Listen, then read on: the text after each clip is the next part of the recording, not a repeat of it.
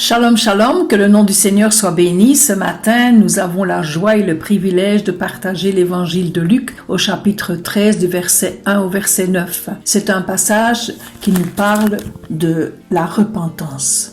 Au début du passage, certaines personnes sont frustrées, quelque part sont peinées de voir que Pilate avait fait exécuter des Galiléens et ils sont venus rapporter cela à Jésus et Jésus va leur dire que ceux qui ont été exécutés, est-ce qu'ils ont fait plus de fautes que les autres qui ne le sont pas encore? Alors sur ce fait-là, Jésus va leur dire, mais vous, repentez-vous, sans quoi vous périrez tous. Jésus parlait de la mort spirituelle, non pas la mort physique. Jésus leur parlera de cette véritable repentance, quand il dit repentez-vous. Et je me suis attardée sur le mot repentez-vous.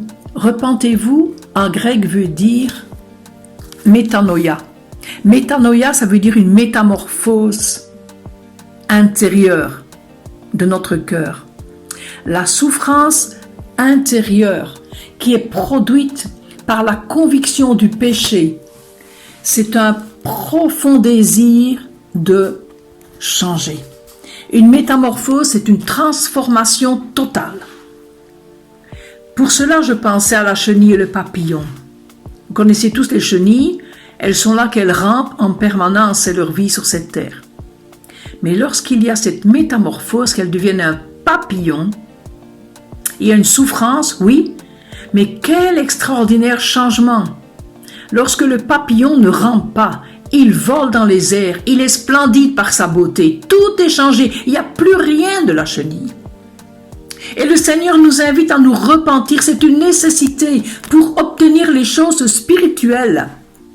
C'est une tristesse profonde de l'âme, la repentance, de voir que nous avons peiné le Seigneur. Le Seigneur nous invite à changer, à être transformé, métamorphosé. Et cela, c'est l'action du Saint-Esprit dans nos cœurs. Et pour cet effet, il prendra l'exemple justement de cette vigne. Il dit qu'il y avait une vigne. Il y a le vigneron. La vigne, elle a un propriétaire, c'est Dieu. Le vigneron, c'est Christ. Et lorsque Dieu passe dans sa propriété, dans la vigne, qui est l'Église,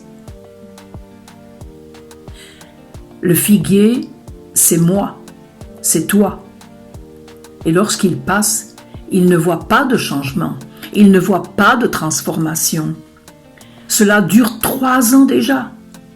Peut-être que 3 ans déjà tu es là, et tu pries, tu chantes, tu loues, mais est-ce qu'il y a vraiment cette transformation, cette repentance sincère, ce changement radical? Que le péché en nous soit lavé. Il est dit que la repentance précède le pardon.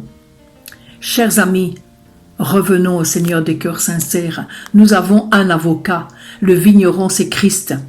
Et il intercède auprès de son Père, il dit « Encore un peu de patience, je vais continuer à travailler la terre afin qu'elle produise du fruit et des fruits qui demeurent. » Repentez-vous.